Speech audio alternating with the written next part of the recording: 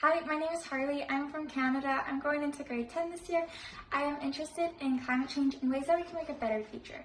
I love animals and like to go riding. I am interested in people's different views about what is happening in today's world.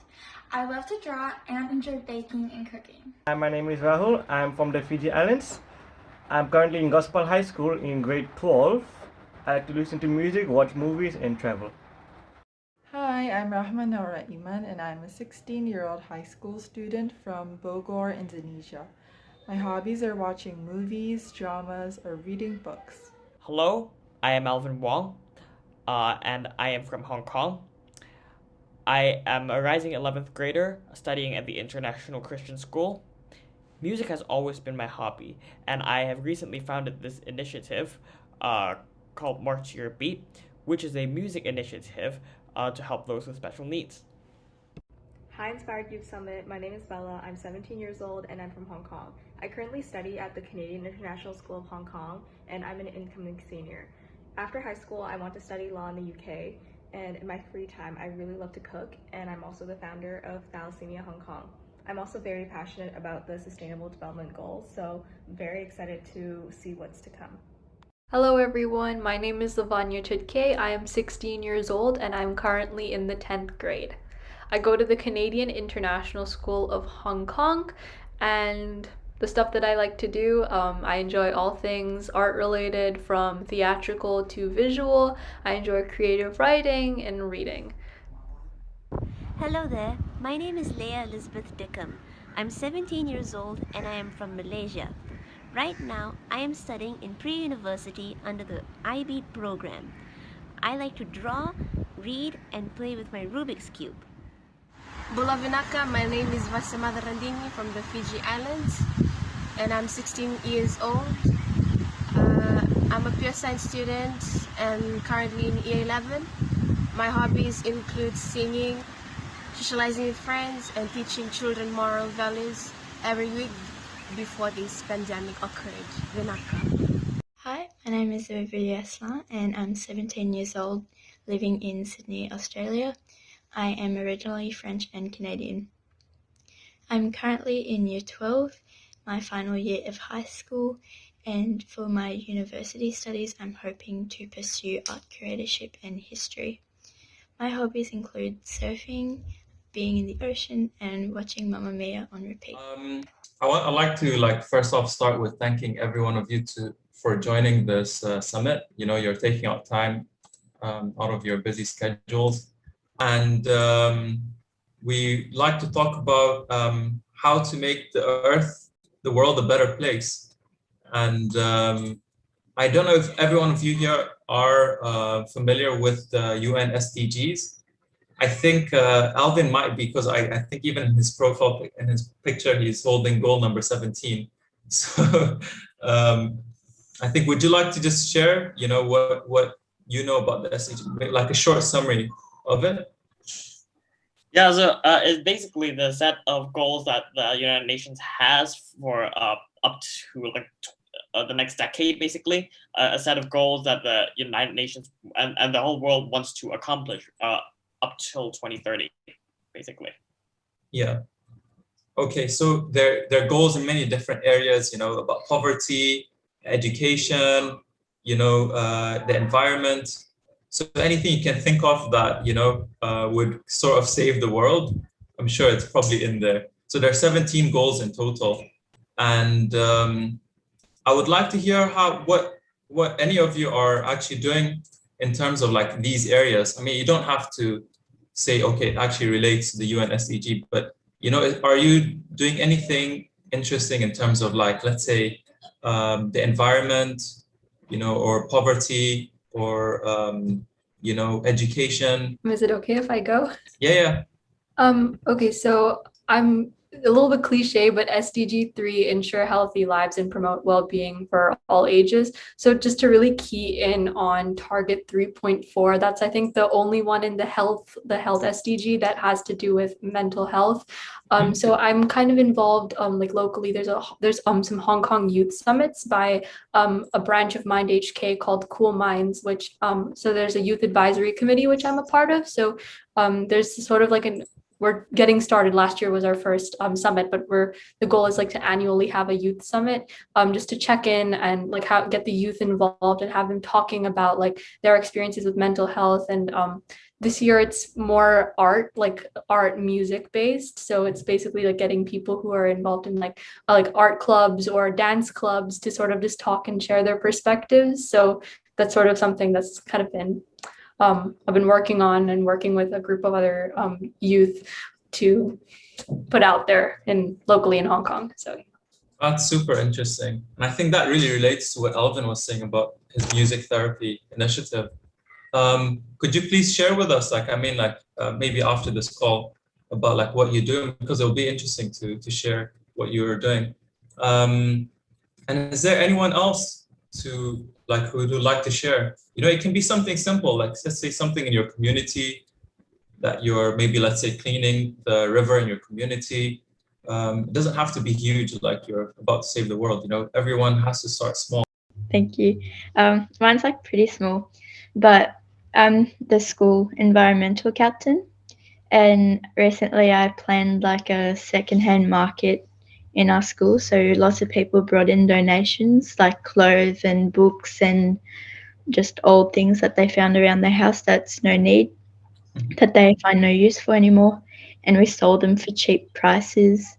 And it was like a fun little collaborative event, even just to get our school a bit closer of a community, and so to just reduce waste within our small school community. Yeah, that's it. That's, I mean, even though it sounds small, but it's actually quite big, because like you're learning a lot from it. It's the awareness. I think that's really important. And I mean, once you have, I guess, more influence, you can do on a bigger scale. And I guess for those in Fiji, is there something that you usually do to like, let's say that you do communal work on like cleaning the river, or helping each other feed the poor? Yes, we have like in our school, we have a class, which is scripture class. We donate a lot of things basically. Like we have a deaf school, so at the back, like there's some kids around like 4, 5, 6 that live there. So we just come on like once a year. We just donate all the money, like we buy things for them. We last them for the whole year. We donate to them every time. Wow, that's an excellent initiative. That's just by your school. Yeah. And whoa, that is a huge contribution. That's excellent. Like it's hard sometimes. Like I'm thinking, like a lot of people actually have good intentions and they really want to contribute to the earth, but maybe they just don't know how. And and I think what do you have some ways that you know how to get people involved? Like if you don't know what to do, just try something small. Like start from the bottom and work away into like bigger things. Like you can keep on going. Example, if you see like some people like on the streets, like you need some money. First of all, if you don't know what to do, just start off with a small amount and keep on increasing.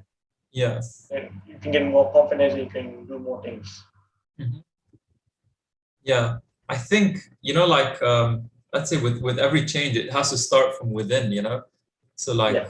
I mean, I've always been like, for myself, I've always said that like sometimes we feel like we're not actually making any change, but like it's important to like actually maybe just start learning about it and asking people. And Alvin, like in your case, like I mean, because you did something with the SDGs, right? How were you ever involved in trying to get people to join the cause that you do? Yes, but can I talk about a different cause because I had multiple SDG causes. So yeah, I want to give an example. So I am a member of the school's student council. So what happened basically last year with the pandemic was that I actually proposed that the school should follow SDG number 3, especially target 3.3, which talks about the pandemics and stuff. And what I proposed was that I proposed for the school to distribute bottled sanitizers to everybody.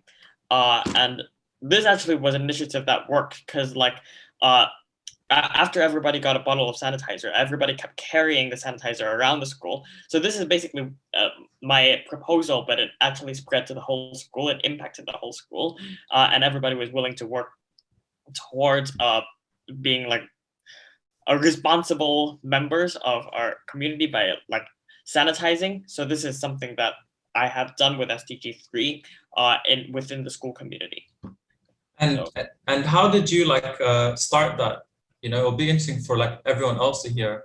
Oh, so basically, I contacted it. I contacted the school student council, and I said, "Can this be done? Whether we can have some alcohol sprays given to the whole school?" And they said yes. So we basically worked on the packaging, we worked on the funding of it, and it ultimately worked. So this was basically a school effort, and I think it was very, very successful overall. Very interesting. All started from an idea, came to reality. Very interesting. And can I say something as yeah, well? Yeah, please. I don't think this is anything big that I've done based on one of the SDG goals, but I've not been wasting food. I think that can be one aspect to it, because then there'll be no like hunger. Yeah. I think that sounds small, but honestly, I think that is very big. Because like, you know, it's genuine. You get what I mean? Like if you're wasting food yourself and you expect to give food to other people, like, I mean, that's, you know, it's you're already going against your own integrity there. So I think, you know, that's actually a very strong start.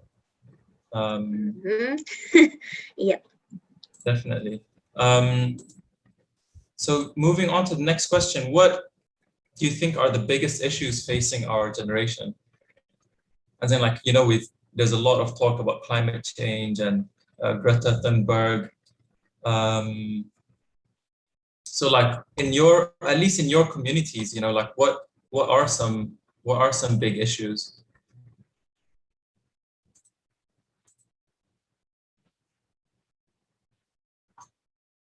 Like an example, for example, just to make it easier, like in Malaysia, for example, there's a huge issue with people burning leaves.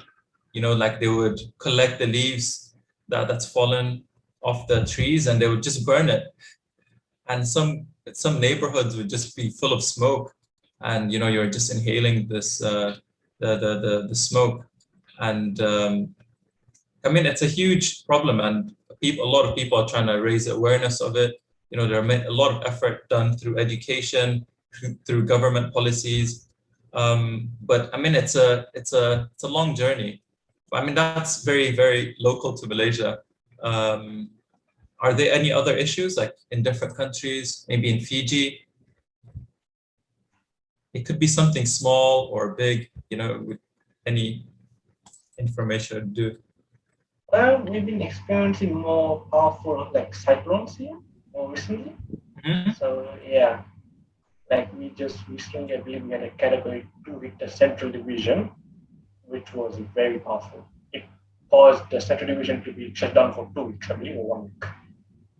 Wow, so like climate change is actually it's very real. We didn't had a cyclone hit the central division since 2013. I see. Wow, that's very dangerous. I guess then, you know, you can see our actions are probably going to affect Fiji as well. Anyone else in Indonesia? Something that I found like in my community is that lots of people in my generation, they don't seem to like take climate change or stuff like that as something that is serious and something that can affect our future. So like kind of just they know that it's there and like kind of aware of it, but just kind of thinking of it as a joke and like not understanding like what kind of impact it will have on like our future and like how if nothing's done about it, it's kind of well, it would have a great impact. So like kind of not being aware of the full like of the full situation, I guess. Yeah, yeah. I think a lot of people, I think all over the world. I mean, I'm not saying that I'm aware of it as well. I think there's a lot I can do as well to educate myself on this. And it's definitely a journey to take. Um, and are there any issues in Indonesia, Rahma?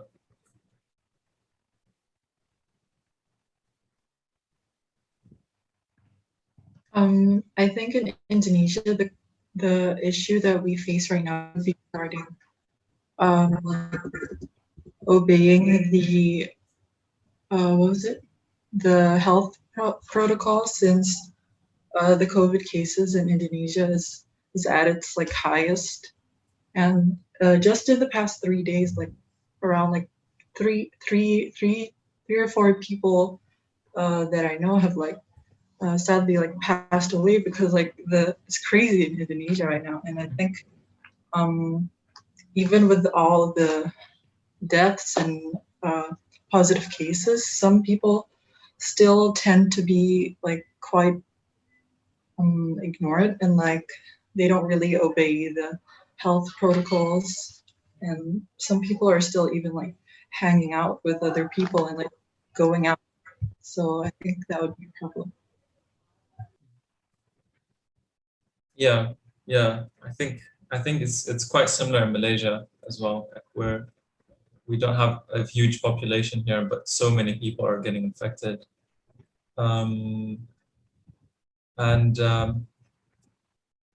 Well, I'm just reading a message from Rahul, not related, but we've experienced change of weather patterns. Like one day it's sunny, literally 20 seconds later it's raining, and back to sunny in a minute.